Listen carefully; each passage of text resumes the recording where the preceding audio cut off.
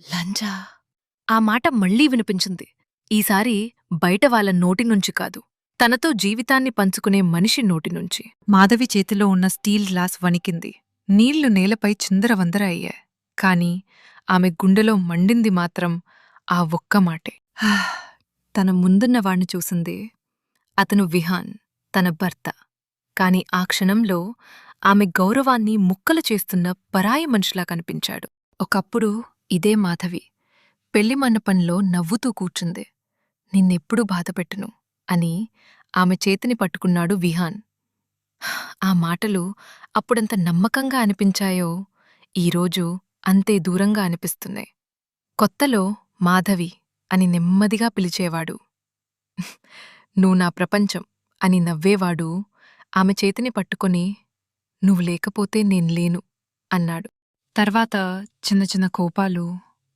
నీకర్థం కాదు, నీ వల్ల పనేమీ జరగదు. మాధవి మౌనంగా విన్నది.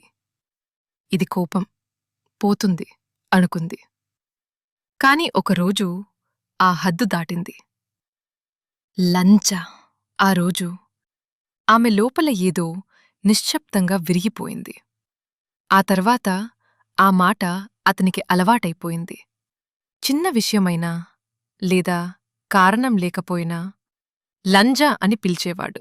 ఒకరోజు చాయ్ ఎందుకు చల్లారిపోయింది అని కోపంగా అడిగాడు. కొంచెం ఆలస్యమైంది అంది ఆమె. అతను నవ్వుతూ, ఇంటి పని కూడా రాదు, లంజాలాగా తిరుగుతావు కాని. ఆ మాట అతనికి సరదా, కాని ఆమెకది శిక్ష. ఒకరోజు అతని స్నేహితులు ఇంటికి వచ్చారు. మాధవి సిగ్గుగా టీ ఇచ్చింది. విహాన్ నవ్వుతూ అన్నాడు, ఇది మా ఇంటి లంజ. పని ఏం రాదు కాని స్టైల్ మాత్రం ఎక్కువ. అందరూ నవ్వారు. ఆ నవ్వుల మధ్య మాధవి గుండె నిశ్శబ్దంగా విరిగిపోయింది. ఒకరోజు మాధవి వంటగదిలో ఉంది. విహాన్ హాల్లో కూర్చుని ఫోన్ చూస్తున్నాడు. చిన్న కూతురు పరిగెత్తుకుంటూ వచ్చి, అమ్మా నీళ్ళివ్వు అంది. మాధవి నవ్వుతూ గ్లాసిచ్చింది. అప్పుడే ఆ చిన్నది నవ్వుతూ అంది, లంచ్ త్వరగా ఇవ్వమ్మా. ఆ ఒక్క మాట మాధవి చేతిలో ఉన్న గ్లాస్ మళ్లీ వణికింది. ఆమె కళ్ళలో షాక్, బాధ, అవమానం. ఏమంది అని నెమ్మదిగా అడిగింది. చిన్నది అమాయకంగా నవ్వింది. నాన్న నిన్నలా పిలుస్తాడు కదా, అందుకే నేనూ అలా పిలిచా. ఆ క్షణంలో మాధవి గుండె పూర్తిగా విరిగిపోయింది. ఇది మాట కాదు ఇక, ఇది వారసత్వం అవుతోంది. ఆ రాత్రి అద్దం ముందు నిలబడి తనని తాను చూసింది. లంజా అంటే ఏమిటి అని తనని తను ప్రశ్నించుకుంది. ఒక మహిళ గౌరవాన్ని తీసేసే పేరు అని ఆమె మనసే చెప్పింది. అయితే నేను ఏం కోల్పోయాను? జవాబు లేదు. కాని ఒక నిజం ఉంది. ఆమె తనని తాను కోల్పోతుంది. రోజులు గడిచాయి. ఆమె బయటికి రావడం తగ్గింది. ఫోన్ ఎత్తడం తగ్గింది. నవ్వడం పూర్తిగా ఆగిపోయింది. విహాన్ ఒక్కసారి కూడా ఆలోచించలేదు తన మాటలు ఏమీ చేస్తున్నాయో. ఒకరోజు మాధవి తన డైరీలో ఇలా రాసింది. నన్ను ఒక్కసారి చంపేస్తే అంత బాధ ఉండేది కాదు. ప్రతిరోజు ఈ మాటతో నన్ను చంపడం ఎందుకు? ఈరోజు మళ్ళీ అదే మాట. లంచ్. ఈసారి మాధవి మౌనంగా లేదు. చాలు అని నెమ్మదిగా మొదలుపెట్టింది. విహాన్, నువ్వు నన్ను పిలిచే ఆ లాంజ్ అనే పదం, దానికసలు అర్థం నీకు తెలుసా? అతను కంగారుగా చూశాడు. పాతకాలంలో అది ఒక వృత్తిని చెప్పే పదం. కాని ఇప్పుడు అది ఒక మహిళ గౌరవాన్ని కాల్చే తిట్టు అయిపోయింది. ఆ పదం ఎవరికి వాడాలో కూడా తెలియకుండా ఎవరినైనా అవమానించడానికి వాడుతున్నారు. ఆమె గొంతు కాస్త వణికింది.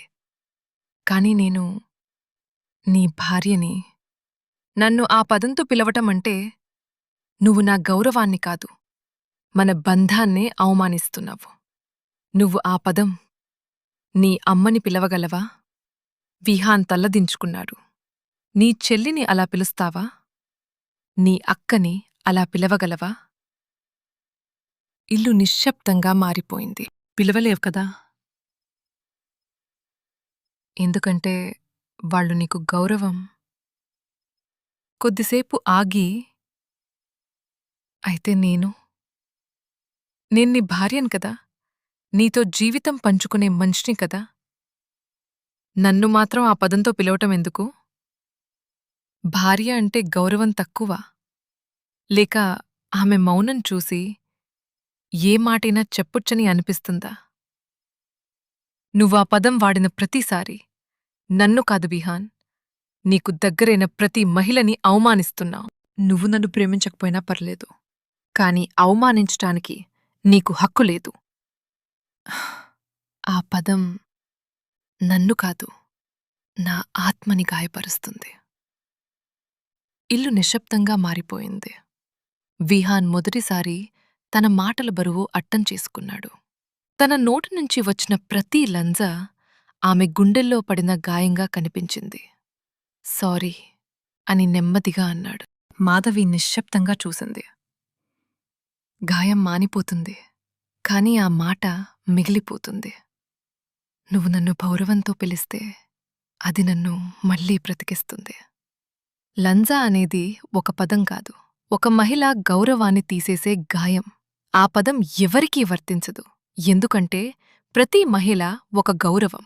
భార్యను ఆ పదంతో పిలిచేవాడు తనేంటనే అవమానిస్తున్నాడు.